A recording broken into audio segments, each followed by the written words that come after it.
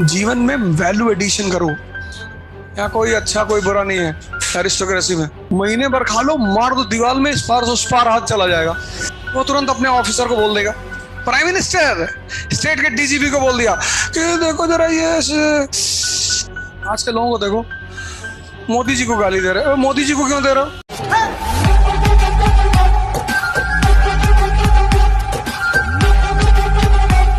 अब एक गांव का दलित और ब्राह्मण दुश्मन हो गए। अच्छा सोचती थी, महान नहीं सोचती थी, पढ़ी लिखी है, पर शायद डॉक्टर अंबेडकर को समझ नहीं पाई, नहीं तो पीएम होती इंडिया की। कभी कभी तुम इमीडिएट फायदे पे ज्यादा ध्यान देते हो। आडवाणी जी को लगा इमीडिएट फायदा, राम टेम्पल, तो उत्तेजना तो पैदा कर ले गए, मिला कुछ नहीं। एक होता इमीडिएट फायदा, एक होता लॉन्ग टर्म फायदा। लॉन्ग टर्म फायदे में तुम्हारी स्पीड स्लो हो सकती है, शुरुआत में फेलियर्स हो सकते हैं, सेटबैक्स हो सकते हैं। जीवन में वैल्यू एडिशन करो, अच्छे पे ध्यान मत दो।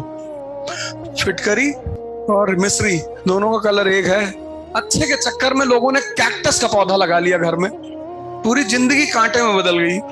पहले लोग लगाते थे तुलसी, भाई साहब डेली जो खाएगा ना उसको कोई बीमारी ही नहीं होगी। मतलब 2 पत्ती तुमने चाय में डेली डाल ली तो आपको कोई प्रॉब्लम हो ही नहीं सकती लाइफ में कोई। इतनी औषधीय गुण है उसमें। और 10 कैक्टस प्लांट लगाने से अच्छा है 5 तुलसी का पेड़ लगा लो। ये है आज की एजुकेशन पॉलिसी। उसने लाइफ में वैल्यू एडिशन को ही खत्म कर दिया। अच्छा लगना चाहिए। आज के लोगों को देखो, मोदी जी को गाली दे रहे हो। मोदी जी को क्यों दे रहे हो? नीति की आलोचना करो, पता ही नहीं। पॉलिसी की आलोचना करो, पता ही नहीं तुमको। जब तुम्हें कुछ पता ही नहीं तभी तो व्यक्ति को गाली दे रहे हो। और व्यक्ति को गाली दोगे, पावर सेंटर में बैठा है, वो तुरंत अपने ऑफिसर को बोल देगा, प्राइम मिनिस्टर स्टेट के डीजीपी को बोल दिया कि देखो जरा ये गांजा लेके बैठा हुआ शिप में। हाँ साहब, बेल्ट के अंदर लगाया था, रखा है ना। तुम किसी के भी बेटे हो। पकड़ लिया कमिश्नर ऑफ मुंबई। चले है साहब, दो बढ़िया थी साहब। वो बंदा चिल्ला रहा है कि साहब बहुत नेताओं ने घूम रहे हो। पॉलिसीज का विरोध किया जाता है, व्यक्ति को गाली नहीं दी जाती। डॉक्टर अंबेडकर पढ़े लिखे आदमी, पढ़े लिखे समझदार। यही पूना पैक्ट हुआ था, बोले दलितों के लिए मुझे एजुकेशन फंड चाहिए। तो कितना खास समझदार आदमी। किस मुस्लिम लीडर ने कभी सेंट्रल गवर्नमेंट से कहा? कहना चाहिए ना कि तुम मथुरा में भी बना दो मंदिर, तो बनारस वाला भी ले लो, और बता दो, गिना दो, एक लिस्ट बना के एक बार दे दो कहां कहां तुम्हारा मंदिर था, ले लो। उतनी ही कॉस्ट का एजुकेशन सब्सिडी मुसलमानों को हर साल दो। तो ज्ञानव्यापी मस्जिद की कीमत मान लो आज 100 करोड़ है, इसे 10, 20, 50 मस्जिद बता दो, 100 बता दो, 200 बता दो, चलो 400 बता दो।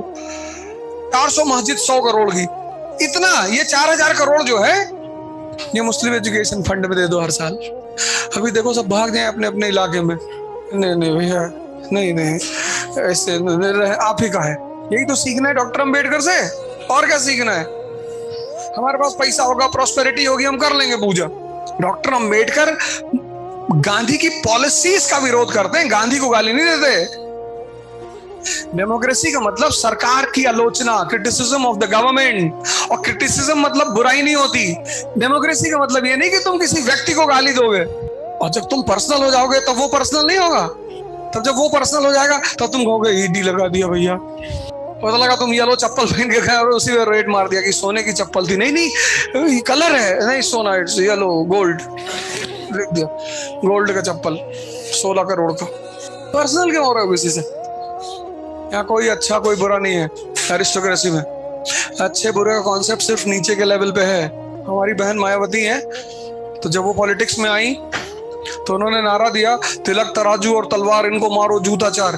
तिलक ब्राह्मण्स, तराजू बिजनेसमैन, तलवार क्षत्रियस, बोले इनको जूता मारो। सीएम बन गई। अब उन्हें लगा यार सीएम तो बन गए, पीएम बनना है। पीएम बनना है तो सबको साथ में लेके चलना है। तो उन्होंने कहा हाथी नहीं गणेश है, ब्रह्मा विष्णु महेश है। उनके पर्सनल सलाहकार हो गए सतीश चंद्र मिश्रा। उनके पीडब्ल्यूडी मिनिस्टर है नकुल दुबे। भारत में दलितों के लिए पहला संस्कृत विद्यालय किसने खोला? Sanskrit college for Dalits in India, first Sanskrit college. and you are the educated section of this country.